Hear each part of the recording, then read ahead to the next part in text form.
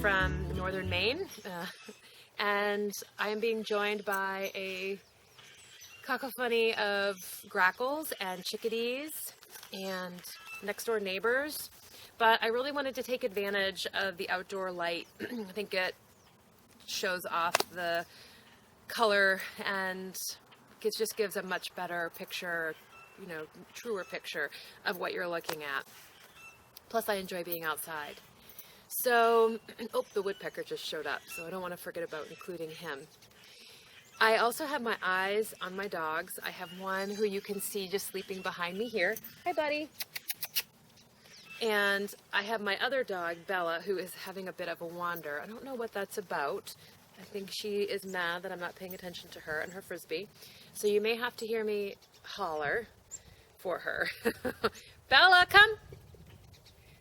The nuthatches and the chickadees, I've got a bird feeder here. They're hanging around, and maybe we'll get a little bit of the loon. So common loons are large diving birds.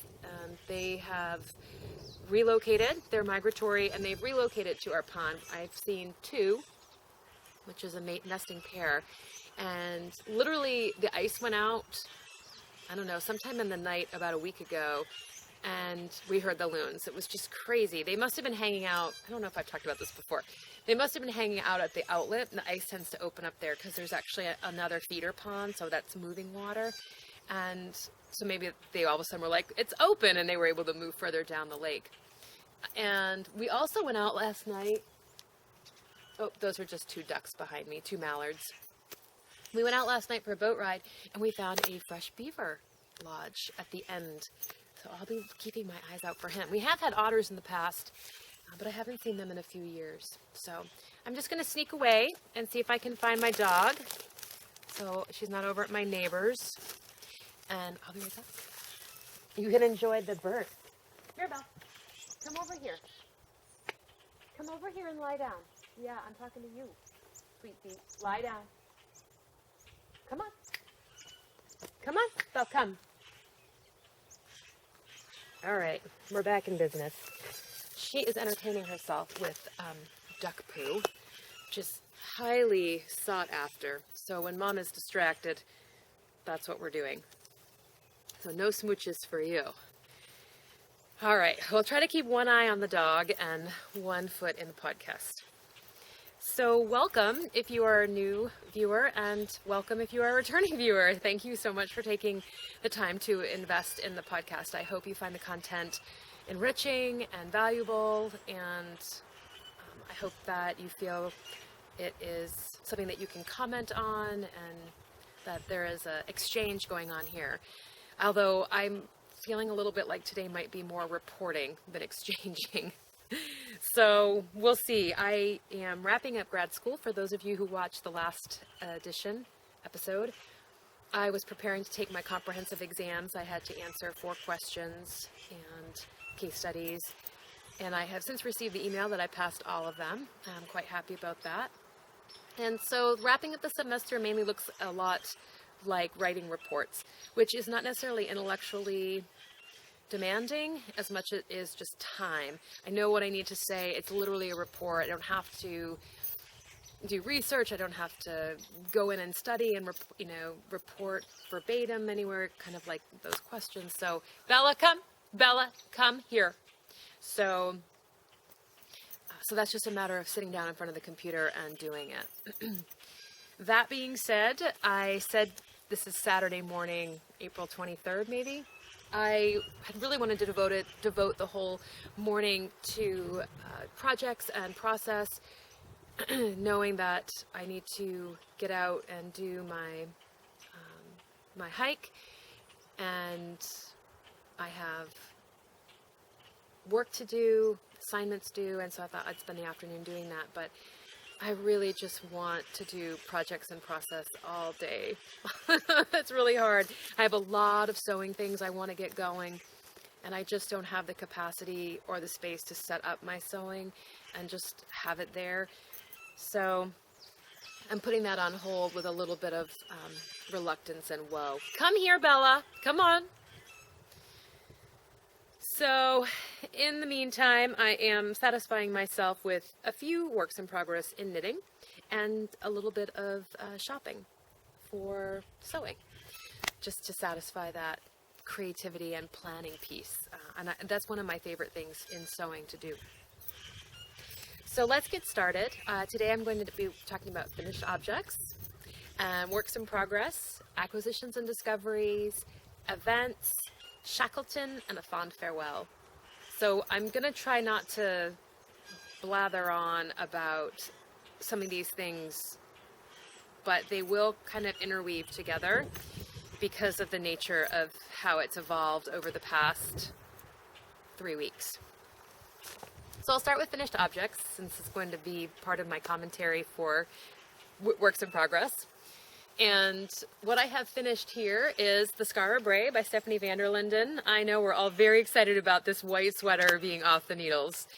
So I've been working on this for a little while, and you've persevered and stuck with the podcast, watching me do this, and here it is. I'm really happy with the outcome. I have not given this a wash yet. I don't really mean to block it. I just want to relax the fiber and the twist in it a bit. It is partly a fisherman rib, so you can see that rib right here, and I want to retain the elasticity of that. It's really what gives the sweater its shape. It has the relief cable on the sleeves and on the front, but it's all fisherman on the back. And in fact, the body of this went fairly quickly, and it was the sleeves that tripped me up. And I think it was just, I had reached a point both in grad school and with this particular cable patterning that it just wasn't enough. And I was ready to be done. I thoroughly enjoyed the project, but I think I was working on this while I was studying for my comprehensive exams, and there was a sense of anxiety, and I think that transferred a little bit to this project. So I knit this in Peace Fleece in their Antarctic white colorway. It's knit from the top down, so you knit the turtleneck, and then you knit the shoulder, almost like a shoulder placket. It's probably not, the truest definition of the word placket, but a shoulder section and a shoulder section, and then you pick up here and knit down, and same on the back, knit down straight, and then you join in the round below the armholes, and down you go. So the finishing on this was really fun, and I liked the way it gave the sweater structure. So you do a crochet edge on all of your edgings, and I'd never done that before, and I was slightly intimidated, but it's on the bottom as well.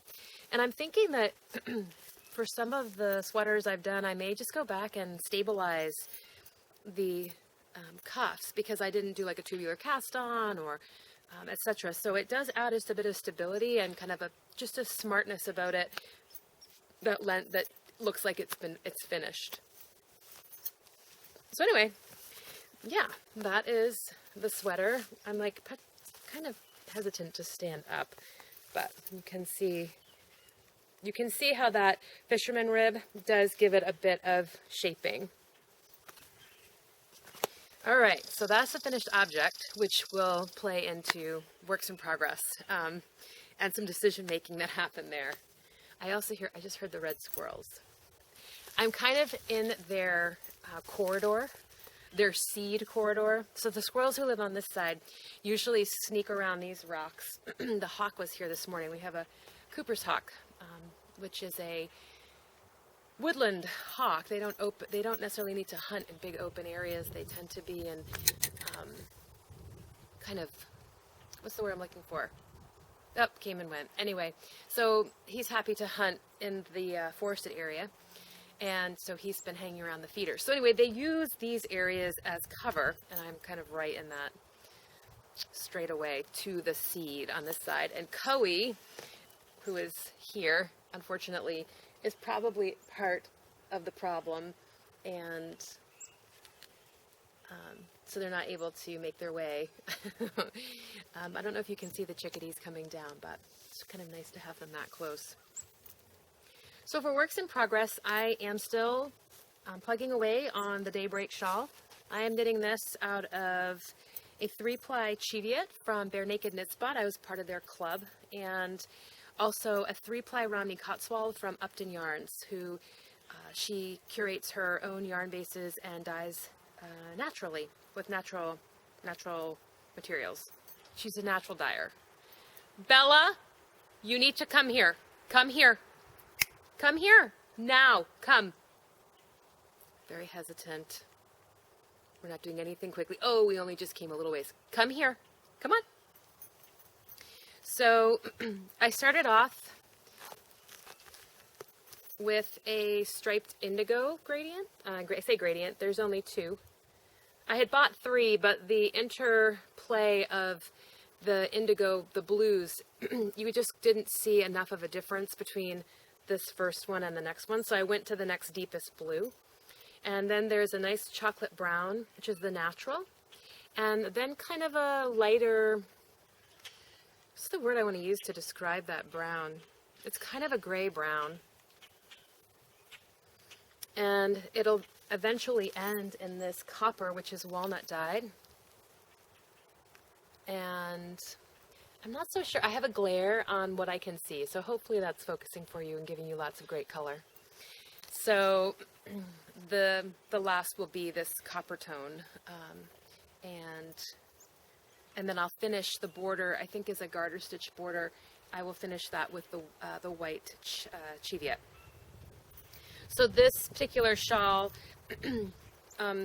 is a crescent shape, and it has a series of increases that it does, and it has a series of 7 drop stitch channels of the white that go through each of the stripes. So there's a striping that occurs for those of you that are listening, and then a series of white drop stitch channels that kind of create a little bit of interest. So I'm opted to do the largest shawl. He has 3 within this pattern set, and I am using a US 4, which is a recommended needle size. But I knew that the weight of the yarn and my particular gauge, as I'm a thrower, I tend to be a bit tighter. I wanted it to be substantial and representative and use up all the yarn. So that's why I'm knitting it. It is coming out. I think it's going to be a nice size. So that I've been plugging away a lot since I finished this, and I've been knitting this a lot at school because this I wasn't able to take really to class. So my other work in progress, which through a series of decision making, come here Bella, come here, I have decided to cast on the Miss Rachel yoke, and by Kate Davies. That looks like this. And my friend who went to Edinburgh Yarn Festival picked this up for me, which is the actual paper pattern, and had Kate sign it, and says happy knitting, Kate Davies, which is good fun, isn't it? Just to kind of have that bit of exchange with somebody that you admire their work. So she does give a nice rich history of the design. It's very similar to what she had to say about her blog. And then this also includes the pattern for the gauntlet. So it was really fun to get this. And I do like working from paper patterns when I can at home. I have the download that came with the kit. I had purchased this kit a couple weeks ago, and it arrived. And there was a download code, and so I can use that for traveling around because typically I would leave this at home versus taking it to school or class. So it was a really hard decision when I finished the sweater to figure out what I wanted to knit next. I had a number of yarns, Bella, come, that I wanted to work with, that I was inspired by, and I had been looking forward to knitting with. This is Kate's yarn that I've been working with, which is the buckle, and I also have a sweater's worth of Blue-Faced Leicester from a main flock that Sarah of Upton Yarns curated and dyed, and I want to knit the Epistrophe by Kate Davies out of that, and then my own yarn, my own Icelandic yarn has returned from the mill, and I want to knit another Kate Davies yoke, her Icelandic yoke that's included in the book, out of that. So I just really got stumped about what I wanted to get on the needles. So I opted to narrow down between the Miss Rachel and the Epistrophe because I knew that I needed to pick up some more yarn for the Icelandic yoke at the New Hampshire Sheep and Wool Festival. So I'm hoping Green Mountain Spinnery will be there. I'm using their mountain mohair as the colorwork portion of that yoke, and my own gray Icelandic fleece as the main canvas for that colorwork. So I was like, all right, that's off the list. And I don't know how I came down to, I think what I wanted to do is I really wanted to do some color work, and that was the deciding factor for the Miss Rachel yoke, as far as I was able to do that on the sleeves right away. I still may cast on the Epistrophe sleeves and just try to work my way through 2 sets of sleeves so then I can just do 2 bodies. I tend to do that with most patterns. This was case in point. It was knit, the sleeves were knit from the top down. So if I'm knitting a sweater or a yoke sweater from the bottom up, I tend to do the sleeves first as a gauge swatch, just to look at how that's playing out, and then I knit the body and can make adjustments as necessary. So I have cast on, all that to say, I've cast on the Miss Rachel yoke by Kate Davies. I am knitting, this is really going to be anticlimactic. Rats. I got some leaf matter all through my knitting bag. I know, it's okay. This is all you're going to see is gray yarn. So I'm knitting this on a US 4, and Kate's patterns tend to be a bit tight on me. My cockatoo braid in the arms. Most everything fits my body. It's mostly the arms. So I have typically gone up a needle size. I have said that before when I knit sweaters. So I've gone up to US 4 for everything, and I'm going to be knitting the gauntlet portion, which is a reflection of the color work in the yoke. I'm going to be knitting that on the sleeves. So I'll do a portion of the color work on the cuff, and then the main color up to the yoke. So this main color is Har. It's a gray, kind of a, I know, you're like, it's gray? Really? So her other colorway you can do is Squall, which is a darker gray, which is a really nice, pretty brilliant contrast with some of the colors that I'm going to show you that are going to go into the color work. Anyway, so I've got this done, and I'm just about to start the color work portion of the sleeve. I will do both sleeves at once I finish the color work, because I only have 1 skein of each color. So once that's done, then I will put 2 on this double set of double points, cable, knitting circular in the round, and I will knit both sleeves at the same time. So that's on the go. The other colors that came with that kit, I can't remember if I talked about that.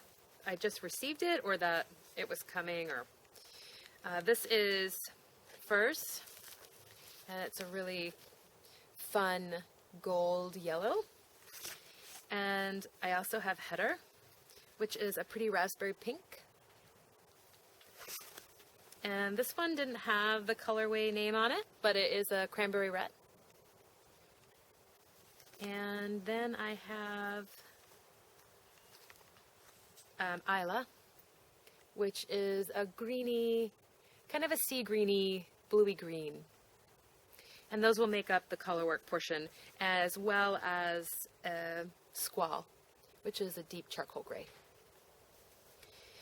It came in this great bag. I was so excited to get the yokes bag. So all around, a really fun 40th birthday present to me. So on that goes. All right, I think that's it for works in progress. I have a few other pieces I'm going to wrap up. I didn't bring them out. I need to finish my Natural Shades Along oatmeal stout mittens, which is literally just knitting and brown Icelandic homespun to the hand and the decreases. I also have a Lucy Hogue pattern on that I'd like to pick back up, which is her Taliesin shawl. It's a cabled shawl, worked from the center or from the top down. And I picked that up again. The cables, working the cables with this cable was just too much, so I just needed to change up what I was doing with my hands. So I may pull that back out because everything else is straight knitting. So that's really it for works in progress. Let's see, I'll zip this up. The girl has decided to lie down. So she is roosted. The next thing to talk about is acquisitions and discoveries. So I participated in a swap. Actually, we planned a swap in our group, which was the home port swap, and it was reflective of your local space and what was happening around you environmentally and fiber-wise, food-wise. And I was partnered with La Mancha Mama, I said it right, who is Amy, and she resides in Germany. And so I sent her off a package of Ploy's pancake mix, which is a buckwheat flour that's grown in the northern part of the state, up near Fort Kent, and is an Acadian, culturally Acadian recipe, which is a group coming from Canada and parts of northern Maine. And I sent her maple syrup. Maine maple syrup. I sent her Needham's chocolates, which are chocolates made here with mashed potatoes, traditional Maine thing. And I sent her some fiber, and I sent her some other things, but I can't remember. So really tried to create a representation of what was happening around me. She sent me some really fun representative breeds from her neck of the woods, and I thought I would share them with you because I'd never heard of them, and they some of them represent some rare breed and conservation wools. So let's start there. This is the Coburger Fuschkaf. I have no idea if I said that correctly, but I wanted to go for it and honor the true name. This is the fox sheep top, or it is fox sheep prepared as top. I'll speak up a little bit because I hear the wind is picking up. And this is a really special breed this is all from Amy's letter, that has been on the edge of extinction since World War II. The sheep are uniquely adapted to their environment and are used to graze sensitive conservation areas. So this, I'll take it out of its plastic. It's so beautiful. And you know how I get excited about natural colored and rare breed yarns, right? This has, I don't know if the camera will pick it up, but it is like a gorgeous nutmeg color. And I mean, maybe it looks like, it's like mashed potatoes with nutmeg mixed in. It has a little bit of Kemp in it it looks like, which would be that hair that you see almost. I don't know, is that coming out? I can't tell, there's a glare on my camera. Which is, the Kemp is kind of a cocoa brown, and then the rest of the fiber is kind of an oatmeal color. It's really stunning. And this is combed top. So that means that has been processed through a comber. All of the weak fibers are out, and everybody is perfectly aligned as it comes. So it'll be a beautiful worsted spin. And you can see the length of that fiber, that staple length is probably about, I don't know, 4.5 inches. So that'll be really a joy to spin. Worsted prepared, worsted spun, conservation, rare breed, natural color. Checks all the boxes for me, huh? She also sent this South German Merino, and these are from local sheep who graze on a solar farm. And she says their wool has a vivacity and determination that is lacking in most typical merino experiences. This definitely has a very different feel than you would from commercial merino. In fact, it feels a lot like Romney to me. And it's got some length on it, on that staple, versus a traditional merino, which would be short. So we got another nice long staple here. And it's kind of a pretty creamy white. And I'll give you a little bit more information about this when I get to the other thing that she sent me for fun. The next one she sent is the Bergschaft, and this is primarily used in felting. It's a nice, gorgeous gray, and she says, these sheep are traditionally found in farms and forests at the base of mountains. Their wool is excellent for felting and also makes lovely, capable yarn. Felt features heavily in traditional clothing around here, which has helped preserve the breed. All three of these breeds are on the GEH red list, and I'm assuming that's a German conservation organization. I don't know what red, I don't know the urgency of red, you know, but how much fun is this? This reminds me of the Haflinger clogs. I just ordered myself a pair of those. Bella, come for new slippers. Bella, come. She was there, no she's not. Excuse me for just a minute. I'm going to go look for my mischief maker. Oh, here she is. Hello. Hello. Are you coming over here? No, you're not. All right. The last thing that she sent, fiber related, she sent me some teas and chocolates, which I'm still hoarding and not sharing with my husband. She sent this series of Rolags, which you can tell have kind of a gradient associated with them. I've left them wrapped, and I apologize for that. They are numbered, and they're numbered because she has developed and expressed a hike in her local area through these Rolags. So she says, now that you have an idea of what my landscape feels like, let me show you what it looks like. Come on a walk with me and my dog, Shadow. We will hike up the hill that shelters our village. This is one of Shadow's favorite walks, but she's becoming increasingly frail. This hike is a special occurrence, and we'll take it slow. I understand about doing that. My dogs have no interest in doing half the walks that I do anymore, because they would rather come home and rest or eat duck poop. So the first set of Rolags represents my village. And she goes on. The next is the forest as we hike up the hill.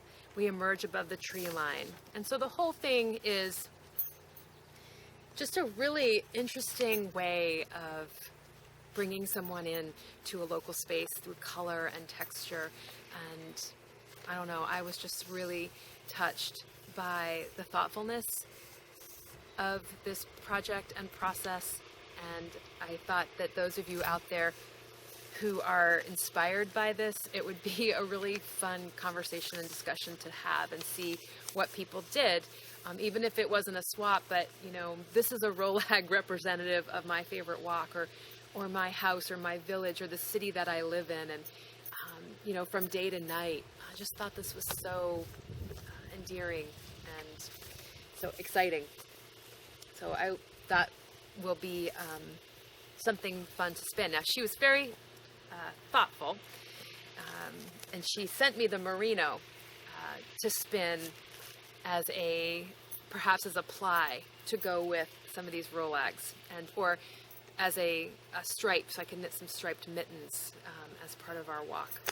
But anyway, so that was a really, really neat acquisition and discovery that came my way through that swap. So, let's see. A bit of wind. I'm going to put you in the bucket, friend. And you.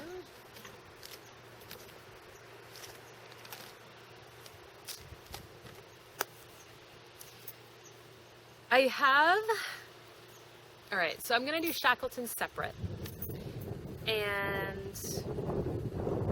But part of the Shackleton adventure that I went on, which I will include as a separate segment, as I said, I headed over to Starcroft, and I was talking to Janny about the Krufthoos hat by Ella Gordon, which is the pattern for the Shetland Wool Week. She is the patron designer, and this was her contribution. It is free. You go to Ravelry and download and follow the link. It'll take you to where you can sign up to receive the pattern. So I've done that, and I knew I wanted to knit it out of Starcraft Tide. So I had Janny help me pick my colors. And what I've opted for is a base of white, which is non-dyed, and the alternating base of her colorway Driftwood, which is a grayish blue. And for my houses, I opted to do, let's see, where are you, my friends?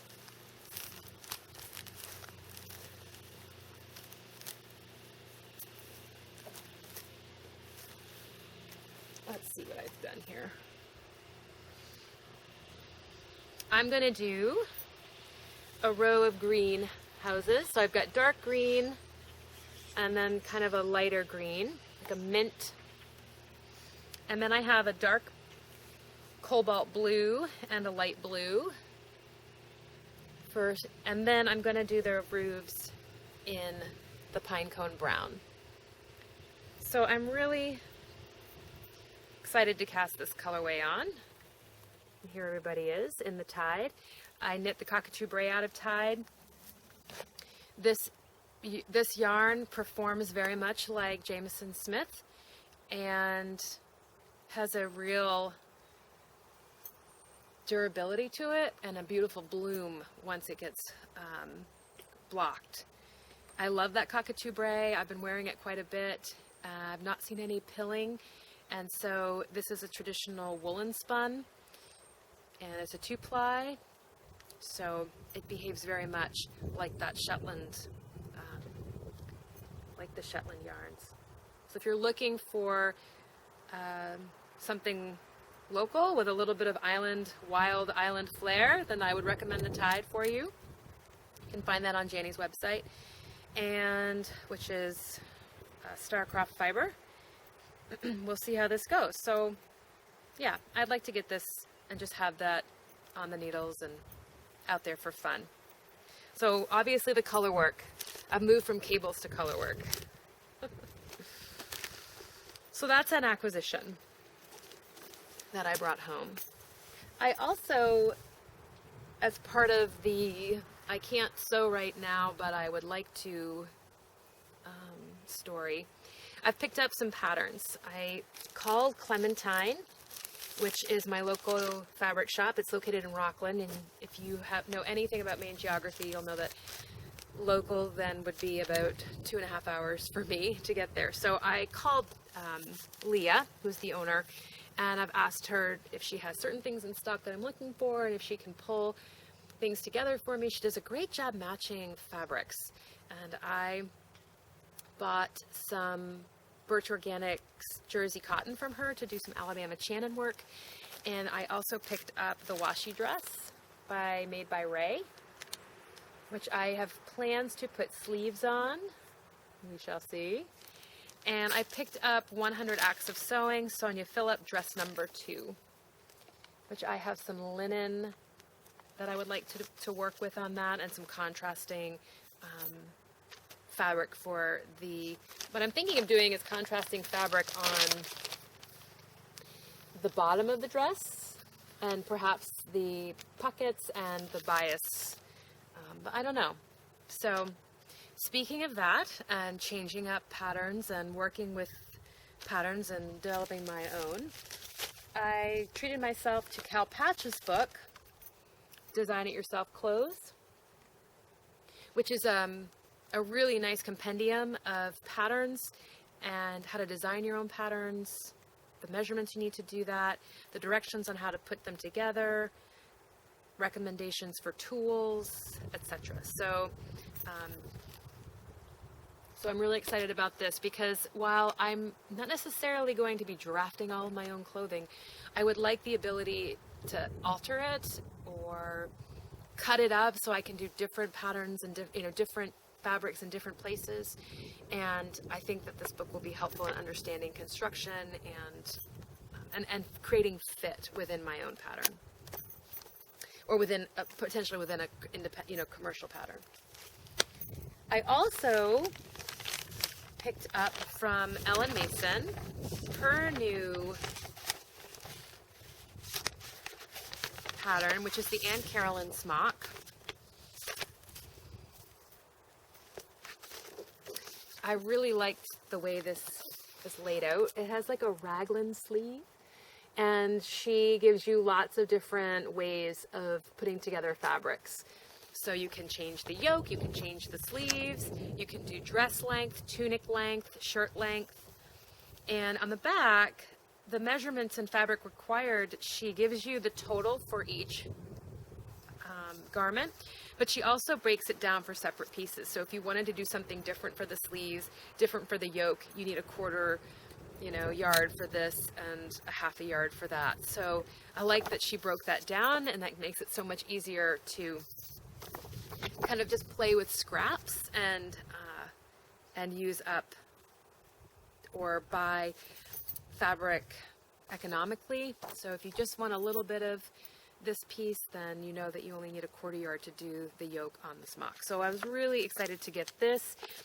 I'm thinking that the smock, Sonia Phillips dress, the washi dress over some Alabama Channon tunics, some knit tunics would make a really comfortable wardrobe. So speaking of Alabama Channon, I also picked up her other book, so I picked up the Alabama Studio Sewing and Design. Now, all the patterns that are included in this book are the same that are included in the book that I received for Christmas, but this kind of goes into the techniques of reverse applique a little bit more, and it also gives you more fodder for design inspiration on each of those techniques that she does. So a lot more discussion of beading and samples, putting outfits together. So I picked this up more as a way to create inspiration and understanding within the wardrobe that I wanted to do with her work.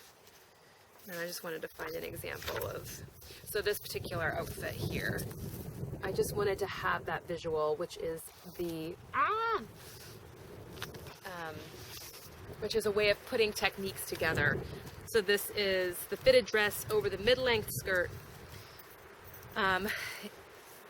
We outline each of the stencil shapes with glass beads, just how she creates different texture and structure with her design. So I picked that up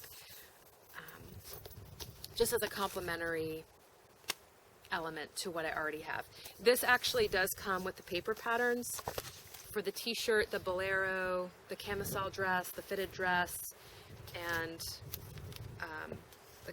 some other accessory items. And her latest book comes with everything for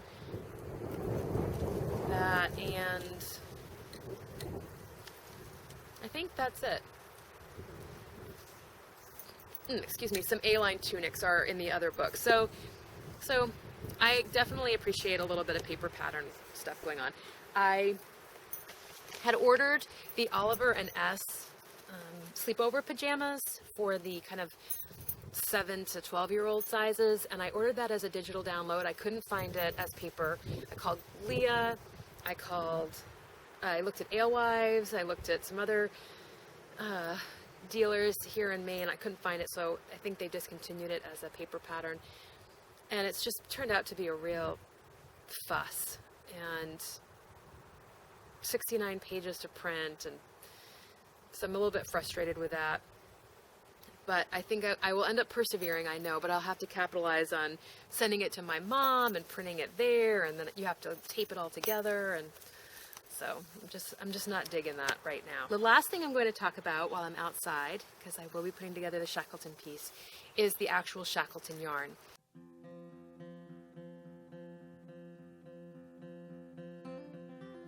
So I took a little field trip. I'm on assignment for the Shackleton project, and I know that I have not talked about my personal project for a very long time, but here we are in action mode.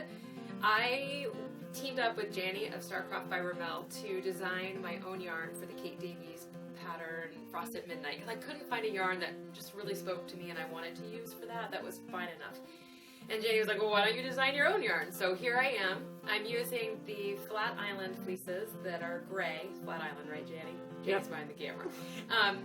And of course it's gray. And we've added 5% silk, and I thought I would take you through my little journey. We have a sample all done. We're not going to show that to you just yet.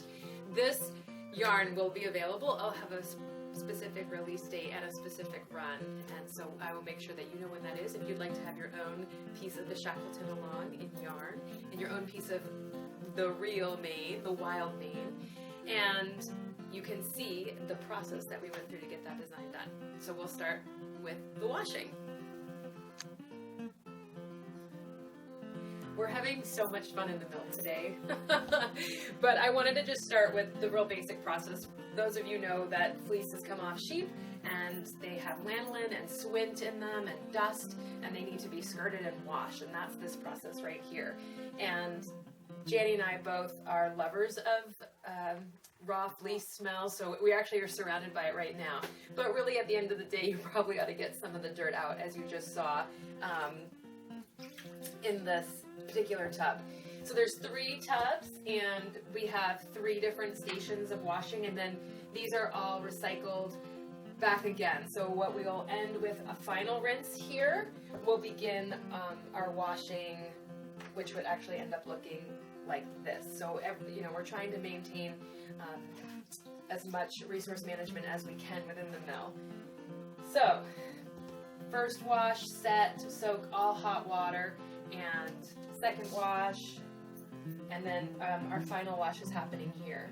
The fleece that we're using is for this particular piece is, like I said, the Nash Island flat, and all the gray fleeces. They are a compromise of, I shouldn't say compromise, they're a compilation of long wool, some strong wool from a great ram named Rodney, some 2 U fleeces that are a little bit shorter. So you've got some nice durability and tensile strength within that from Rodney, but you also have a little bit more crip and bounce for hopefully just to add a little bit of fun and play in the structure of the yarn. So I was just going to give you a little insight into some of the fleece and what it looks like. Of course it's gray. This is going into its final wash, and this is the really lovely dramatic part where you get to kind of use your ballet dancer moves and just kind of fluff it in and drop it over onto the water. So kind of just separating out your locks, clumps, and you get to play with fleece. So eventually this will all come in here, and then we'll pat it down underneath the water. A lot of people are scared to manipulate their fleece in water, and really in this particular process there's a lot of movement of the fleece and back and forth, but the water typically is consistent, so it's always hot. So we're going hot to hot, and we're not drastically changing it, the temperatures, and so fleeces can actually take quite a bit of maneuvering when you're washing. So I try to encourage people to not be too scared of that felting. I've put mine in washing machines. We'll pat this down, we'll move it around a little bit, so, and you can see that it's not felted. So if you're going to be washing fleece, or you're new to washing fleece, get right in, play with it, not too much.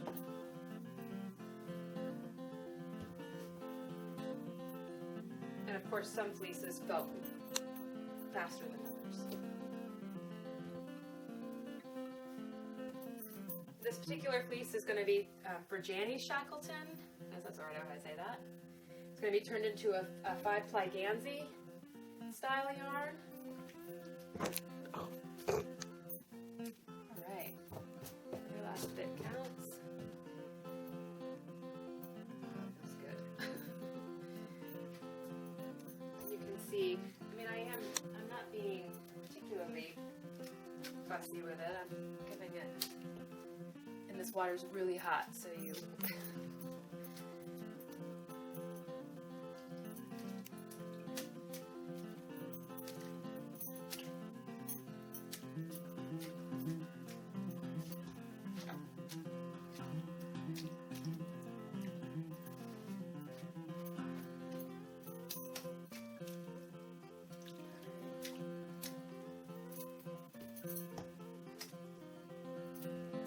I know the sound might not be perfect here because I have this machine running in the background, but we're certainly thankful for this. At this point, all this gray fleece from flat has been washed, and I'm blending it with 5% silk. So it's been weighed out, the proportions have been done, and I'm putting it through the picker. And that's gonna help us blend this silk in to the rest of the fleece. And all I have to do here is open up the fleece a bit. And one thing you're gonna notice about this whole process is even though we have machines, our hands are on it every single step, doing something.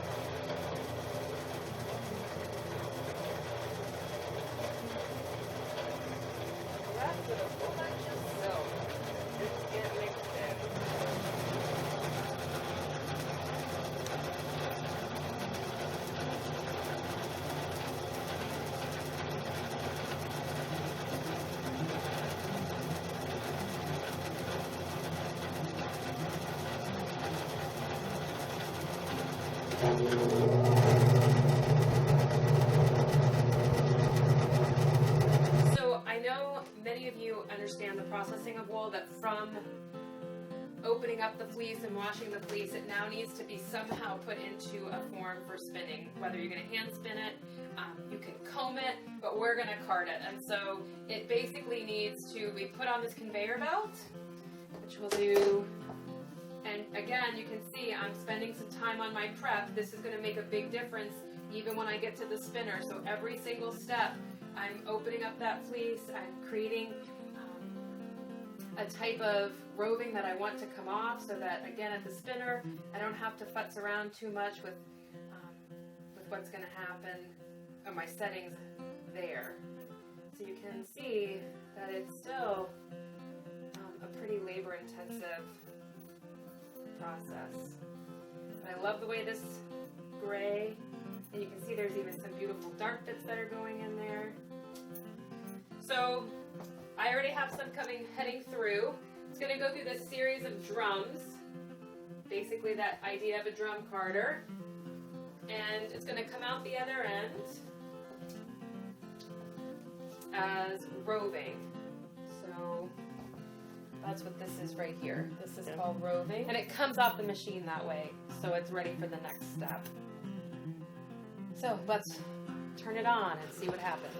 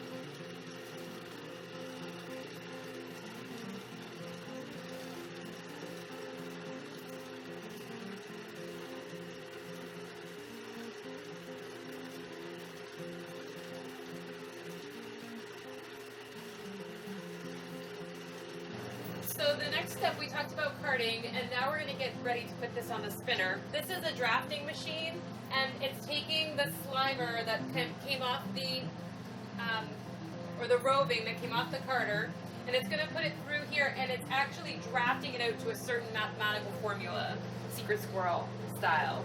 So this is really going to help align all the fibers and give us a semi-worsted preparation. And you all know how I feel about worsted, long wool, preps. So this does definitely speak to my spinning style and my yarn style and the long wool that we're using here. This is a flat island, and so it's kind of island stock with some Romney and Coopworth thrown in, and those are long wool breeds. So this is going to go through this drafting a series of times, different formulas, to get it to a specific weight when it goes on the spinner.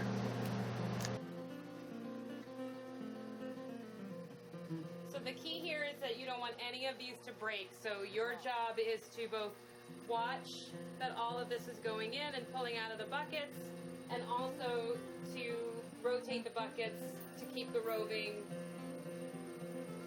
from climbing up the sides or spilling over or wrapping back up on these rollers.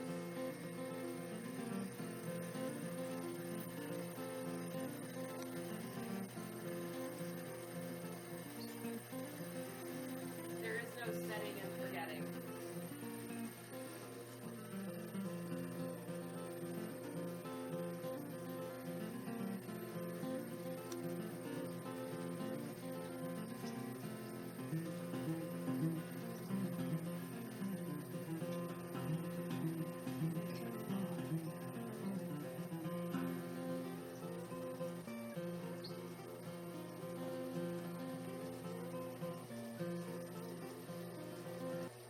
Now we're going to move on to the spinner, and this is where we take that semi-worsted drafted piece and we are going to run it through again another set of rollers that is set to a specific math formula, and that's going to give us our twist per inch and the amount of weight that's drafted, etc. And you can see that we have set this for very fine singles.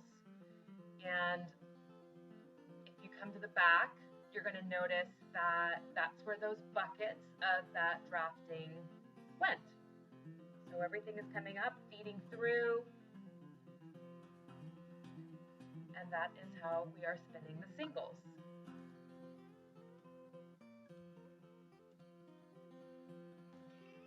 The next thing that we're going to do is ply, which will be in the upcoming images, and then we're going to skein it off, and then we're going to have yarn.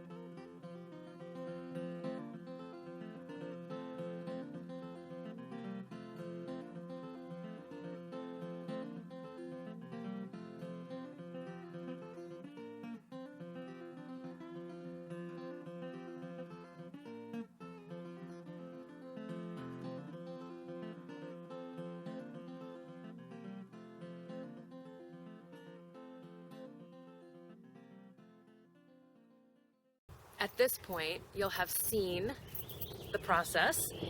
You are back outside and this is the yarn that was produced. So this is a 2-ply, probably light fingering. I will be knitting Kate Davies Frost at Midnight. Every time I say that and I look at this yarn, I think I am nuts, but I'm gonna do it. And I think you need like 1900 beads for my size. That just blows my mind. So I try not to think about the number of beads, but just casting this on and starting the knitting. I will probably cast on the sleeves and start there. And I am really excited about how this came out. Janie and I were able to, this was the most fascinating thing for me about designing a yarn on this scale. It's not any different than doing it at home, right? So you think about your fleece, you think about your crimp structure, and you had to be a little bit more thoughtful about that, I think, because the machinery was asking for specific settings. So we decided that we wanted X amount of twists per inch. We wanted it to have a specific type of grist, and tried to plug that in. And literally on our first try, we were able to procure the plied yarn that we wanted. And so that went very smoothly.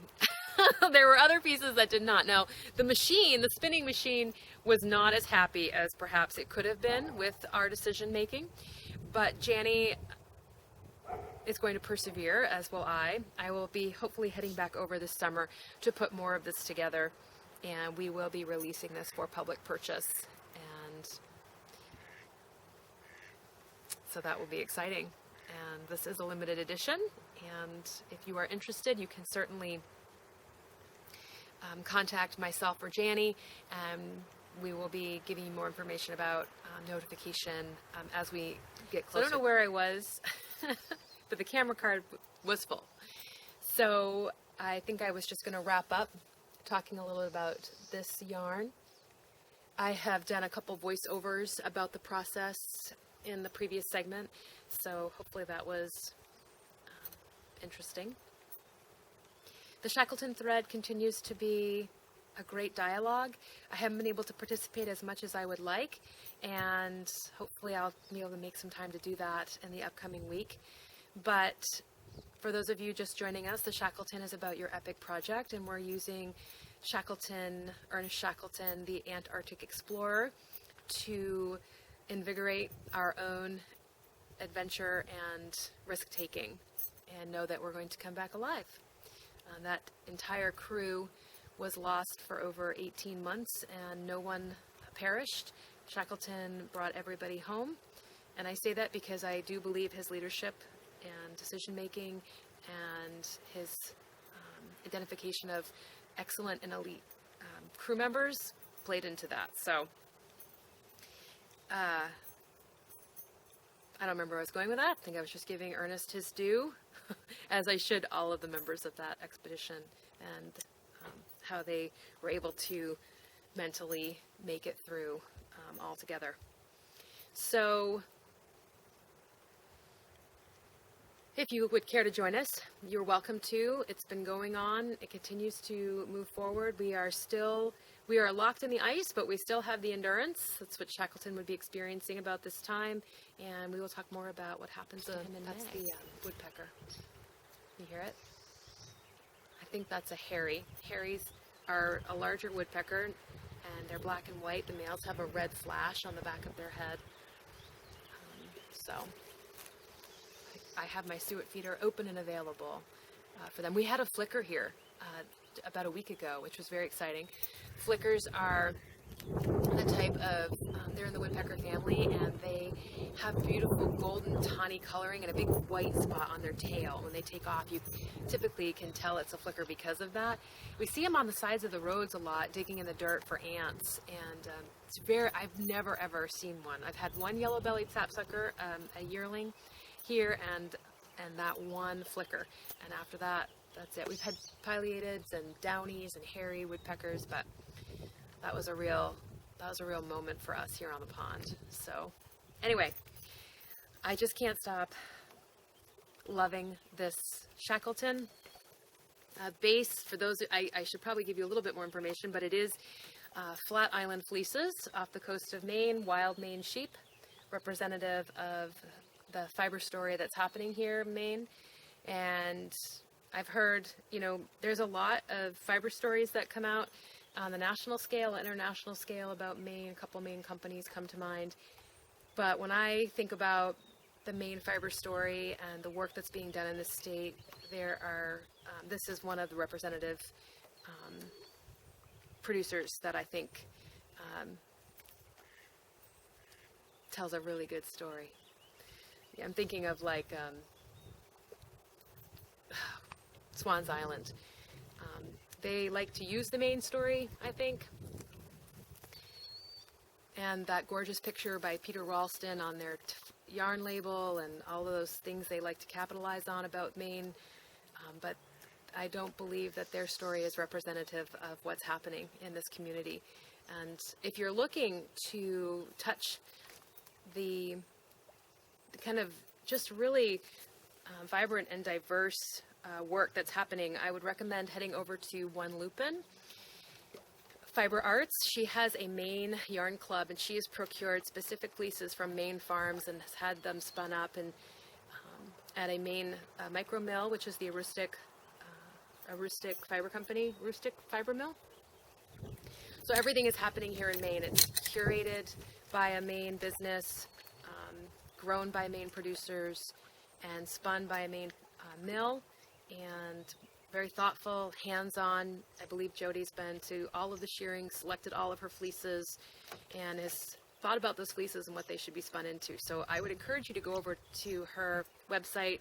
I'm sure it will be linked, and if you would like to just get a little bit more insight into what's happening here in Maine, that's how I would do it. So I will be attending New Hampshire Sheep and Wool with my husband, which I'm really excited about. He did not get to go last year. We were in the throes of a bit of a crisis last year when I attended, and I'm looking forward to being a year out from a loss and celebrating the old and the new with reconnecting at this particular festival with friends and producers and adding to my yarn stash and my fiber stash. So I'm looking forward to that. And I'll have graduated. Ooh, common merganser. Can you see that? I don't think you can. So I was talking about the New Hampshire Sheep and Wool, and I will be attending, hopefully, the Maine Fiber Frolic. I haven't firmed up my traveling plans this year. I hope to be traveling abroad. I may be a little bit grounded because of dogs and aging, but if I am around, I will be there. That's the first weekend in June, and a number of great vendors attend that event, and I kind of think it's a little bit under-attended, based on how diverse and rich the Maine fiber community is and has to offer. And so there's great parking, there's great food, there's no lines. So it's a great place to buy fleece and find fleeces. And there's really very minimal, I use the word competition because, there's just not as many people who attend it as some of the other larger festivals, New Hampshire, Vermont, Maryland, Rhinebeck, in the area. So if you're attending, please let me know. I posted that on the Ravelry board, and would love to see you either at New Hampshire Sheep and Wool or the Fiber Frolic. New Hampshire Sheep and Wool is happening May 14th and 15th, which I believe is the second weekend in May, and it's the week after Maryland, which I won't be attending. Ooh, I know. Hopefully next year, that's what I always say, but Maryland's a great show. I've been once, and I'm sad to miss it this year, but it's just not in my stars. So that's my events. I do have 2 retreats. I have 2 spaces left in my Bold Coast retreat, which is happening the 3rd week in July. And that is primarily a chance to get together in a wild space on the coast of Maine and knit and spin and meet some interesting fiber folk. This year we hope to bring in some traditional storytellers and traditional music players. We hope to be hiking and doing some trail walking and participating with Janny and giving a tour of Starcroft Mill and even maybe picking up some Nash Island fleeces. So if you're interested in coming to Maine this summer, that's certainly a way you can do it with like-minded folk. All the meals are prepared by Jody and myself. Jody Clayton is my partner in that. That's sponsored by Tidal Tours.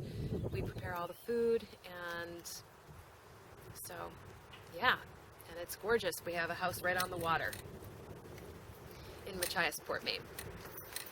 I will also be sponsoring the Highlands on the Fly retreat, which will be happening the third week in October 23rd, I think. I gotta look at the calendar, but all of the details regarding that retreat are in the Ravelry group under retreats. That is a 3-day retreat, and we've got some really amazing vendors lined up for that, including Port Fiber, Upton Yarn, Starcroft, Bybrook Farm, One Lupin, Maine Yarn Fiber and Supply, Highland Handmaids. Heather is my co-host for that retreat, and she likes to vend there. It's great to have her. I also have, I know I'm forgetting somebody, came and went, but a full list of those vendors I believe is available on the Ravelry page, but that is again ever evolving, work in progress. So I think I got everybody. It's been so long since I thought about that, but it's like October, right?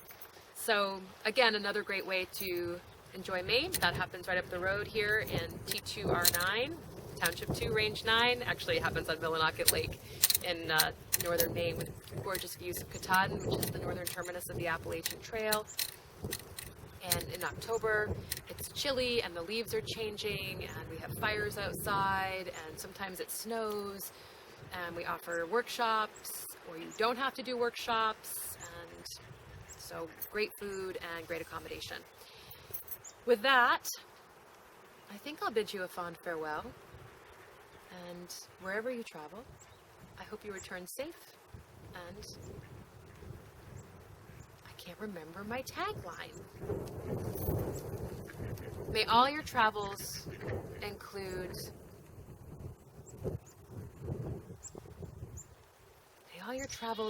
fiber and yarn, and may you return home safely. Did I get it, Corey? I hope so. I'll see you next time. Bye. Sit in that car seat